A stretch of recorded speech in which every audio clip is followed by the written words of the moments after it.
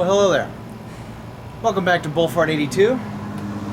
This is my 1985 Ford F-150 that I've had for about 5 years now, and I've been building on it here and there. The last time we had a major video series on this was rebuilding the 302 that I did a number on it and I had to rebuild it, but it's better than ever. It's fantastic. In case you haven't seen the last video series on this, this has the original 302 in it, except I went through and rebuilt it and did some mods to it, some upgrades.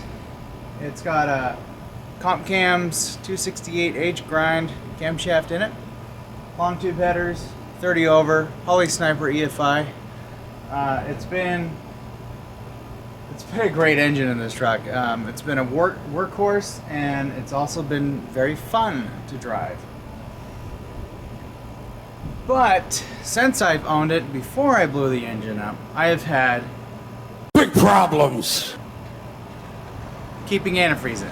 From the freeze plug blowing out and then toasting my engine because I kept driving it, to the thermostat housing, gaskets blowing out,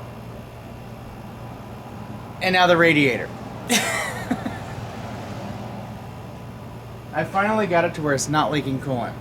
Here, I put a new thermostat in. I put a different gasket that actually seals better. It's dry. It's been dry, but because it can't leak there anymore, this radiator that has obviously been replaced at one point, and someone probably paid a lot of money for it, it's leaking. And my head is on fire. So the brass radiator that's in it right now is no longer available. At least I can't find it. But while I was on Summit Racing's website, I found this nice little Frostbite radiator for a couple $100. And so I ordered it.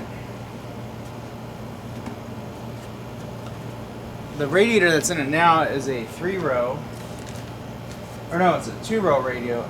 God, I can't talk. The radiator that's in it now is a 2-row, so I just went with this full aluminum jobber here. That's also a 2-row.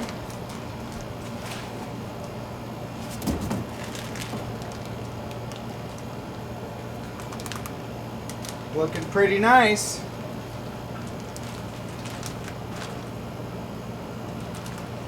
Yeah. Alright, I'm going to move the truck forward, kind of get out of the sunlight. We just need to drain the radiator. This has a 5-speed manual transmission in it. I have a 2011 F-150 cooling fan assembly hodgepodged in there. It works great. Just got to remove the reusable zip ties that hold it together. Zip out things and it should come out and we can plop our new one in. It's funny, I just got this truck to finally run at normal operating temps with the air conditioning on, sitting still. Then this radiator is like, yep, leaking. When I ordered the new radiator, I also ordered a slightly bigger alternator pulley, so hopefully we can get a little bit more surface area on that belt and not have it squeal as much. I know I need to go to serpentine, but I just don't want to spend the money on that right now. I haven't had too many issues with this V-belt on here, but it squeals once in a while and it's not pleasant. Okay, we're draining. We're going to be really draining here in a moment. Alright.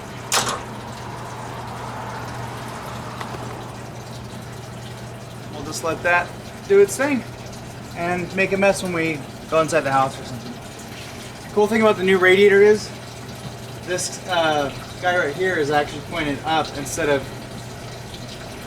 at that angle.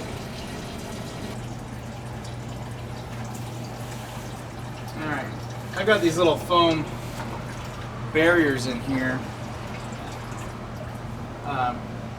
I use them to keep all the airflow going through the condenser and into the radiator instead of it pulling, you know, hot air from here and not really cooling off.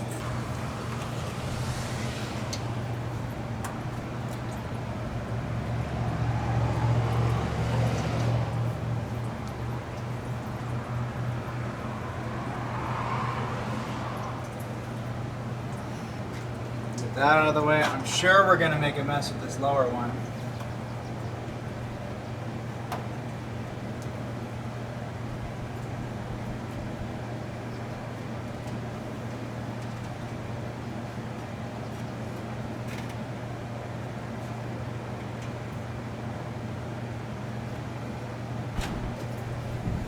Oh, not too bad.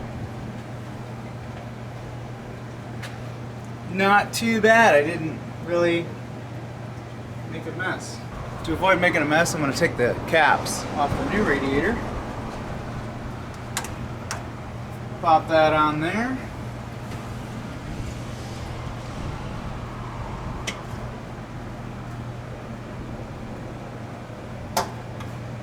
Pop that on there. Pop the radiator cap on there. We should not have any problemos.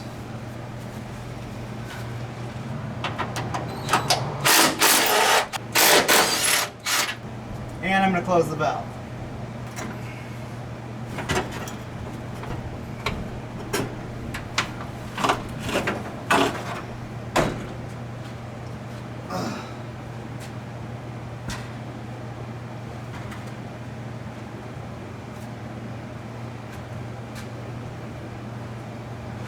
Important tech tip: when you're working with one of these old trucks or any vehicle, they're going to have some kind of rubber insulator. Make sure that you put those back, because if you don't, what will happen is, and this happened to my friend, and he's probably watching, he had this tab broke off right in half because he didn't have that insulator, and having a Cummins in there too didn't help anything out. I'm going to clean the primary lower coolant tray out, and then when we're all done and bled out and everything's topped off, we'll clean the lower coolant tray.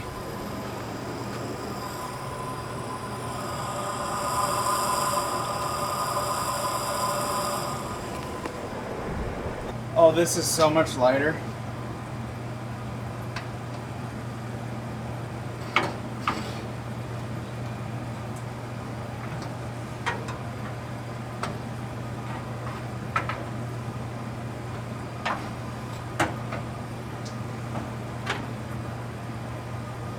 We got a couple of rubber bushings to swap over here.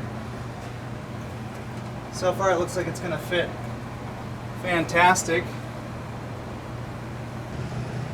Alrighty, what kind of mess do we got going on down here? All of it. Okay, the one pan, that's not using that. I've got the fan mounted back up, it's rock solid. I've got both radiator hoses on and tightened. I made a new end for this, and then just kind of probably zip tight to something down here, but it looks like it goes to something, but it doesn't, so that's cool. This is hooked back up for our expansion tank.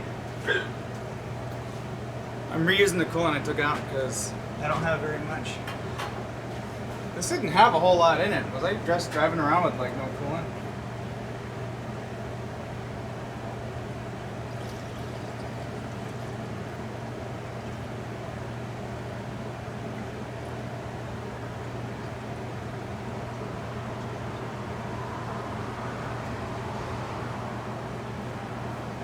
Let that slowly and painfully filter out. Just gotta check that bottom, make sure that it doesn't leak. The petcock, I believe I have it sealed up. Couldn't blow through it, so this radiator looks a little too nice in here.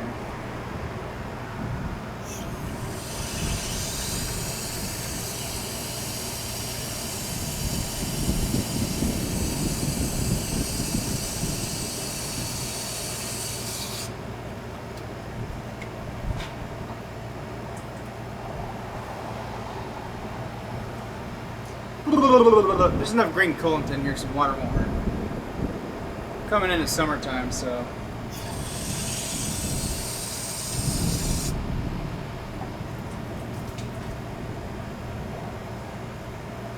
So I'll fill it. I'll squeeze this hose to burp it.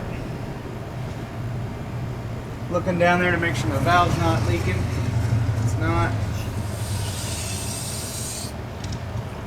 Squeezing the hose pushes some air out and then it sucks the fluid in.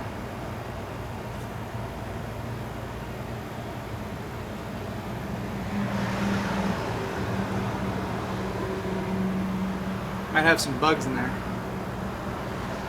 Let's fire it up and burp it.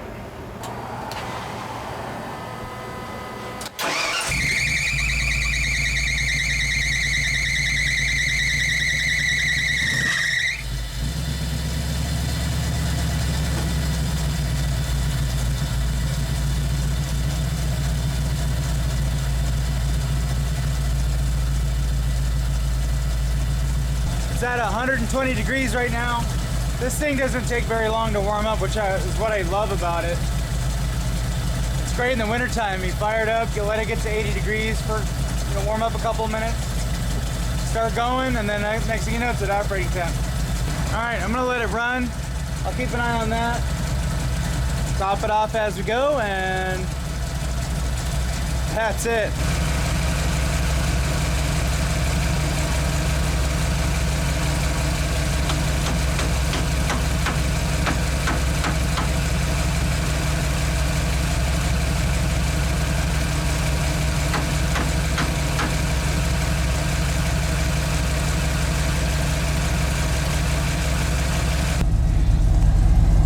We're at 192. I just turned the fans off, and I'm gonna let it get up to 200. We'll put both fans on, and we'll see what our temp comes up to.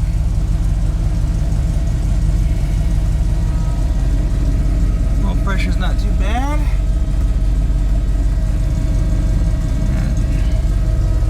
14.5 volts. That's what we make for vacuum. We're probably what, 18, 19. That's doing pretty good. Coming up on 200. This is like when you're sitting in traffic, you're just watching that temp creep up. Once it hits 200, I'll turn the fan on. Okay. There's fan 1. Fan 2. I get both those fans on, there's so much air, so much heat just gets pulled out of that radiator. They actually move air compared to those fans I had the last time. So we had 202, and it should start coming down. See? 201.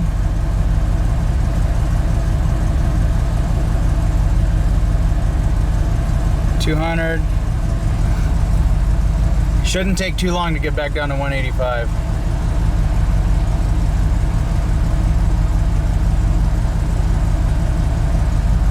Look at 197.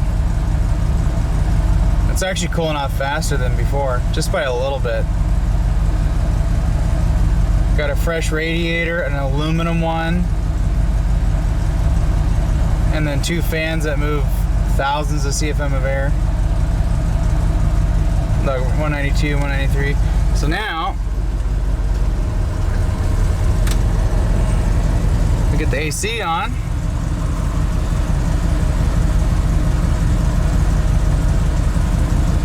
AC starting to blow cold already. IAC positions 22% with the fans and the AC on. Oh yeah, it's already getting nice in here. We can roll this up. Like we're AC on, sitting here idling with there's no airflow outside at all. There's no breeze. And we're sitting at 186. And I got the AC on. Oh, I put another can of refrigerant in this thing. Just because the last time I topped it off, I didn't put the whole amount in. So I put another can and I put it in until it stopped clicking off. And then it got ice cold, stayed ice cold. And now with these fans, The AC pretty much never turns off.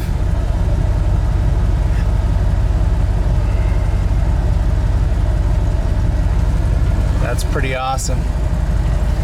So then we'll turn the fan off. I'll turn a cooling fan off.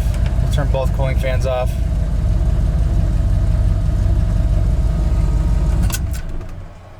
And then we'll shut it off and we'll let her boil over. So now what? Well, here's what we do. I had this filled up pretty much to the bottom of this. It was still kind of bubbling a little bit because the thermostat had opened. This is piping hot. With the fans running, we had tons of heat coming out of this. So that's good. It's getting a lot of heat out. You saw on the temp gauge, it went from 200 to 185 in a reasonable amount of time. And I even had the air conditioning on at one point. No problem.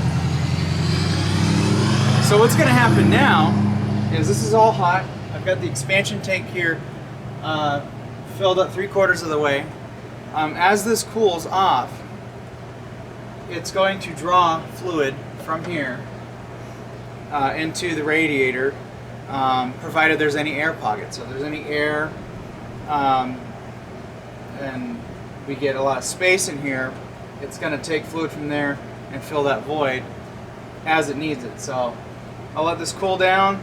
I'll check on the expansion tank later, maybe later tonight when it's nice and cool, and then top that off as need be, and we should be good to go. Someone on YouTube I can't think of the word for it, but they did not believe that a cooling system, when it cools down, that it will draw from the expansion tank, or your overflow bottle in this case. There is a difference on those. But it does work. I've seen it happen. What will happen is as this cools down, you're going to see your hoses shrink.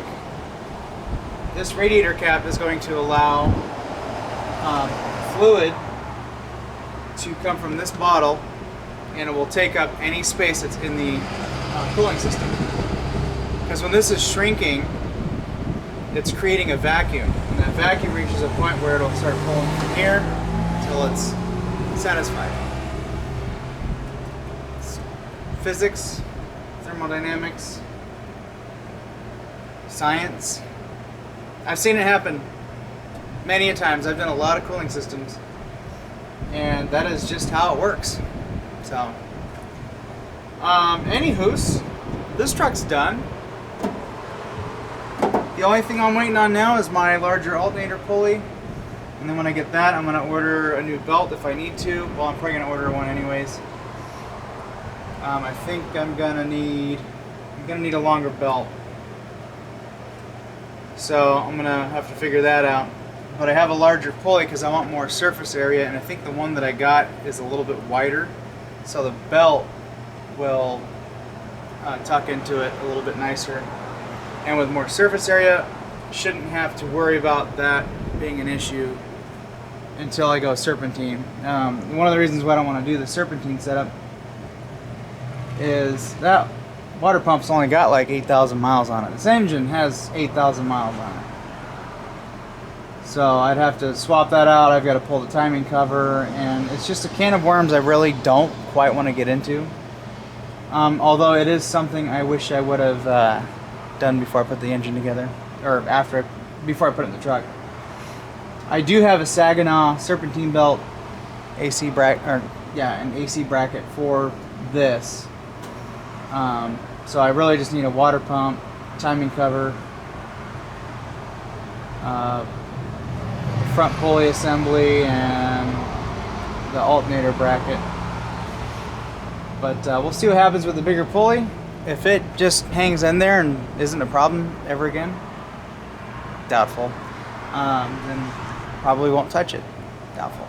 Anyways, guys, thank you for watching. If you haven't already, subscribe. Click the little bell thing so that way you know when I post a video.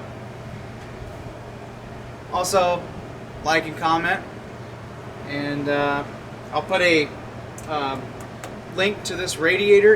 It's from Summit Racing. I think it was like $230 something.